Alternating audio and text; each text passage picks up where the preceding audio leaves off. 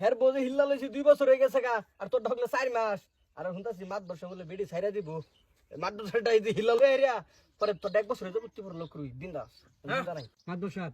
বেটি তালাক দিছি এটা একটা ভুল করছেন আইনে কিছুন হ্যাটেন হিল্লা দিবা হিল্লাও দিছি ওখানে বেটি ছাড়া না হ্যাঁ না তোর সেদিনকে বয় সুন্দর করে কইলো বেটা ভুলে তালাক দে আসছে তোর টাইম আমি জানি তুই বালা সেরা একটা তোর টাইম আমি হিল্লা দিছি 3 দিন রেখে বেড়ার বেড়ি বেড়ারে ঘুরাই দিবি ও তুই একটা 4 মাস হয়ে যা